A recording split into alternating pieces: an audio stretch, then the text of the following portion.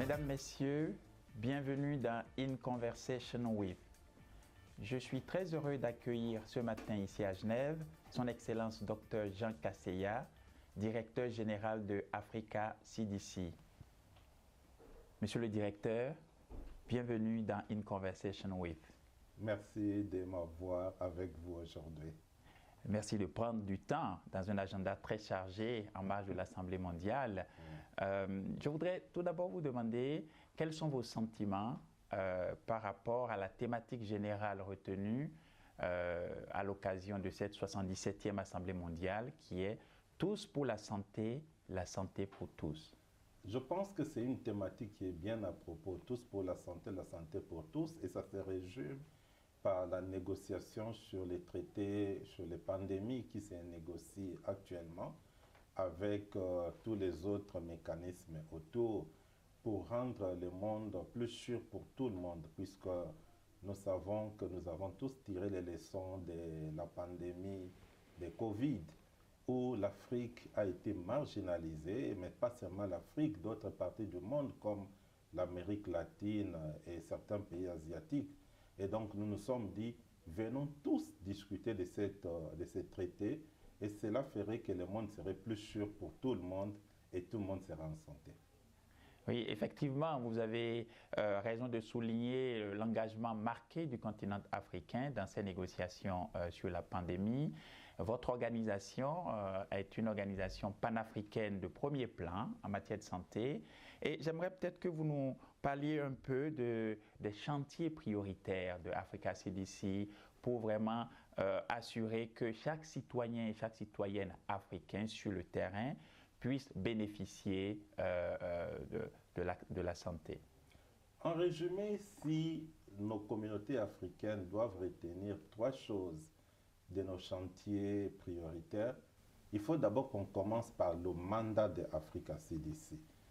Les chefs d'État africains et nos pays membres ont décidé de mettre en place une organisation forte à l'échelle du continent qui couvre les 55 pays, qui couvre les 1,4 milliard africains pour devenir l'agence de santé publique en Afrique. Et cela a été élevé puisque le directeur général est élu par les chefs d'État et rapporte aux chefs d'État africains et il travaille avec le ministre africain. Cela permet à ce que l'agenda de la santé reste au niveau le plus élevé dans nos pays. Alors, dans ce qui semble être toute cette complexité, il y a trois points à retenir par rapport à nos agendas prioritaires. Le premier, c'est ce que nous appelons la préparation, la prévention et la réponse aux pandémies et aux épidémies. Ça, c'est le premier grand chantier. Cela signifie que nous devons avoir des systèmes de surveillance assez forts, nous devons avoir des laboratoires assez forts, nous devons avoir des personnels formés et tous ces systèmes feront que nous puissions connaître bien avant ce qui peut arriver pour prévenir ou si ça arrive, comment répondre à cela. Le deuxième chantier, c'est le renforcement des systèmes de santé avec comme un point fort les soins de santé primaires. Et quand on parle de soins de santé primaires, on commence par la communauté avec les relais communautaires. Nous voulons avoir les relais communautaires qui sont bien formés, qui sont motivés. Nous avons des bons exemples comme le Bénin qui a montré comment la politique, la vision du gouvernement peut mettre en place un système de relais communautaires fort. Et le Bénin, c'est un pays qui nous dit que dans les prochains 7 ans, la communauté béninoise va commencer à supporter ces relais communautaires. Ça, c'est un exemple de leadership politique. On a aussi l'exemple de l'Éthiopie et d'autres. Donc, on a besoin de ça pour avoir maintenant un système de soins de santé primaire fort assis sur les communautés et maintenant avoir les systèmes de santé renforcés pour atteindre la couverture sanitaire universelle. Nous avons le troisième pilier qui est la fabrication locale de nos vaccins, médicaments et diagnostics. Ça, c'est ce que moi j'appelle la deuxième indépendance de l'Afrique. C'est un marché de 1,4 milliard d'habitants. En termes monétaires, c'est un marché de 50 milliards de dollars par an, tout en assurant notre transformation économique, la création des boulots pour nos communautés et l'innovation avec les jeunes qui viennent. Ça va renforcer la collaboration secteur privé, secteur public. Voilà en fait les 3 points défis majeurs que nous dirigeons dans le cadre d'Africa CDC. Vous avez là une planification très importante et qui place les populations africaines vraiment au centre de vos priorités, et cela est tout à votre honneur. Permettez-moi de me réjouir de l'exemple du Bénin que vous donnez en matière d'acteurs communautaires. Moi-même étant béninois, je me réjouis de ces efforts. Monsieur le directeur général, je voudrais maintenant vous demander comment vous articulez les interactions et d'autres acteurs de santé publique, comme par exemple l'Organisation ouest-africaine de la santé ou même OMS Afrique. Vous avez raison. Africa CDC, c'est l'organisation panafricaine continentale. Et j'ai toujours dit Africa CDC n'est pas une ONG. Ça signifie que pour répondre à un problème précis et puis nous disons on a fait le boulot. Non. Notre plan stratégique 2023-2027 que nous avons développé, on l'a développé avec tous les acteurs de la santé en Afrique. Les pays membres, les organisations internationales comme l'OMS, l'UNICEF et autres, les organisations régionales comme WAO en Afrique de l'Ouest, comme la SADC en Afrique australe, comme la CEAC en Afrique centrale, et d'autres partenaires encore. Donc ça signifie que notre plan stratégique répond effectivement à la santé en Afrique. Voilà pourquoi, dans notre collaboration, et hier j'ai eu une très bonne réunion avec les 2 directeurs régionaux de l'OMS qui interviennent en Afrique, ça signifie l'OMS Afro qui a 47 pays, et puis l'OMS Émeraude, ça signifie la région méditerranéenne, qui a 7 pays en Afrique. En plus de cela, c'était associé à eux à 2 directeurs régionaux de l'UNICEF, ce qu'on appelle l'Afrique du centre et de l'ouest, et puis l'Afrique australe et de l'est. Donc vous voyez, nous avons créé un mécanisme qu'on appelle en anglais Joint Emergency Action Plan, ça signifie un plan conjoint de réponse aux urgences. Et avant de venir à Genève, j'étais à Abuja à la réunion convoquée par WAO. WAO, c'est l'Organisation ouest-africaine de la santé. Et pour discuter avec le ministre, avec les acteurs clés de la région sur leurs problèmes de santé dans la région et comment Africa CDC va travailler avec eux. Donc ça signifie que nous avons travaillé au niveau de l'Afrique. Nous travaillons ensemble pour appuyer nos États membres et nous faisons en sorte qu'il n'y ait pas de duplication, non pas seulement entre Africa CDC et eux, mais aussi entre eux-mêmes. Donc c'est tout cela que nous organisons et nous sommes assez contents. J'ai toujours dit, s'il y a une des grandes approches multiscalaires que vous développez dans la manière de gérer les questions de santé publique sur le continent, parce qu'elle inclut, en effet, comme vous venez de bien l'expliquer, de jouer les échelles sous-régionales et l'échelle continentale pour qu'il y ait des synergies au bénéfice des populations. Et justement, en parlant des populations, Monsieur le Directeur général, nous savons que les discussions autour du traité sur les pandémies ont un peu détourné le regard de ce qu'on appelle les maladies non transmissibles qui deviennent aujourd'hui, l'espérance de vie, un défi de premier plan.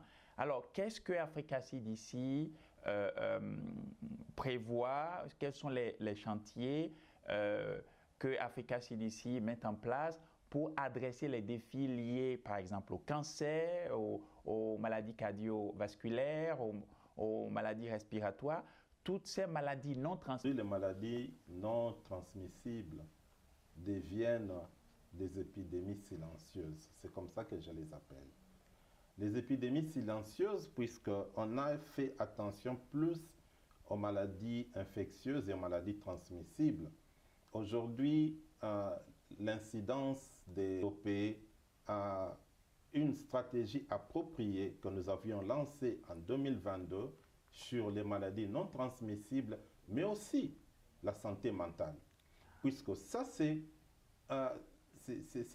on a autour de 140 millions d'Africains qui sont affectés par des problèmes de santé mentale sans avoir... Mais hier, j'étais en réunion avec le ministre de Santé africain dans le lancement de notre collaboration avec Wellcome Trust, une philanthropie pour adresser le problème de santé mentale en Afrique.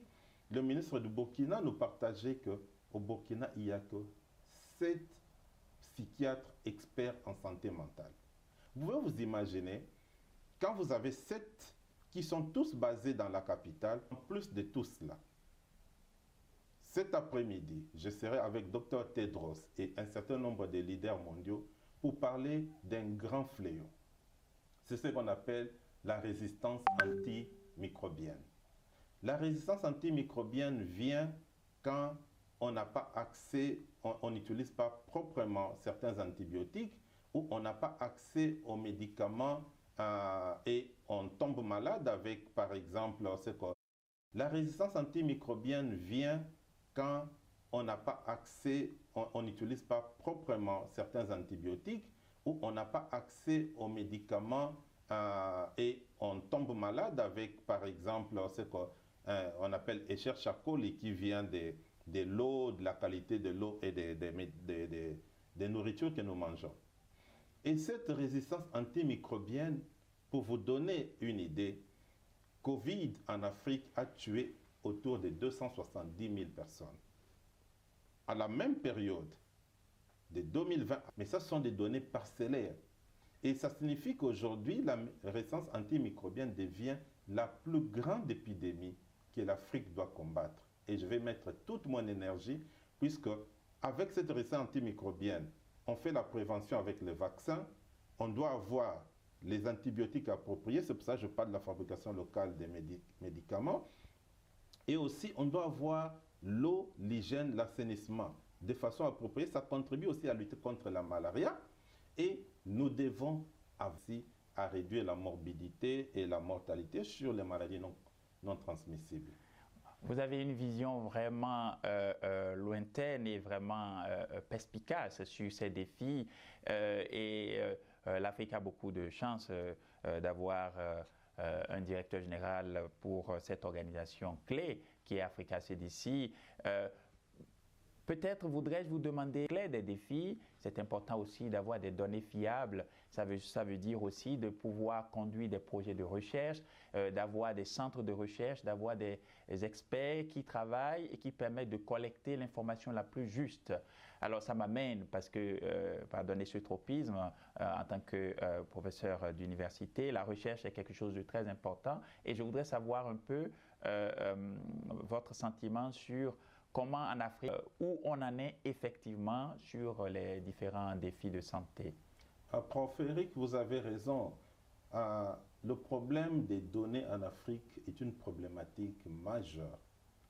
Et je le disais dans toutes les réunions que j'ai eues à Genève, que les jours où nous avons des données de qualité, des données que personne ne peut contester, on va réduire nos problèmes de santé. À la fois la recherche au niveau des institutions scientifiques, les universités et la collecte de données de qualité au niveau des communautés, puisque tout commence au niveau des communautés. Voilà pourquoi, dans notre programme, nous avons envisagé d'avoir au moins 2 millions de relais communautaires qui sont bien équipés avec des téléphones et qui permettent maintenant aux scientifiques de s'asseoir pour commencer maintenant à étudier.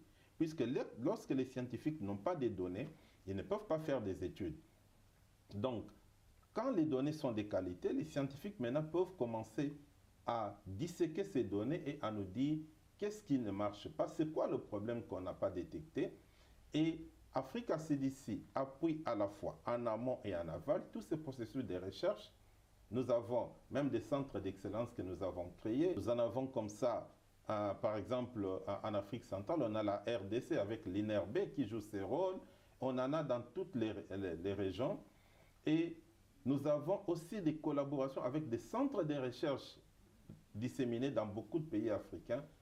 Pour nous, ça c'est le commencement pour que l'Afrique prenne en main sa destinée. Il y a quelques semaines, une conversation sur comment publier, comment avoir un journal scientifique de qualité porté par Africa CDC. Alors, avant de nous quitter, peut-être voudrais-je vous demander de dire un mot sur la télévision panafricaine SOS Docteur TV, qui est la première chaîne de télé.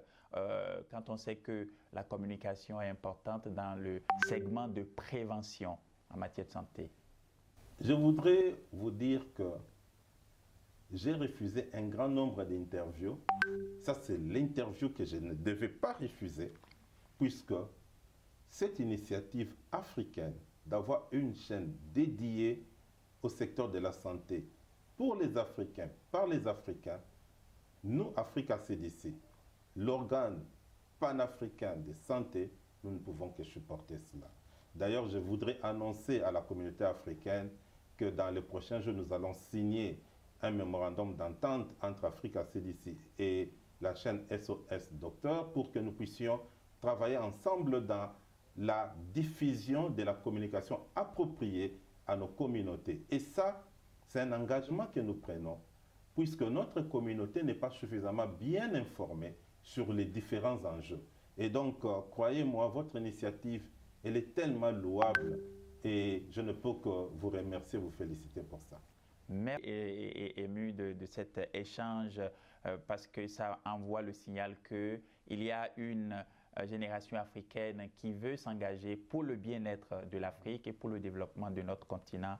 Et bravo encore pour votre leadership et merci d'avoir pris du temps pour venir à SOS Docteur TV dans In Conversation With. Merci beaucoup. Merci beaucoup. Merci, Prof. Eric. Merci.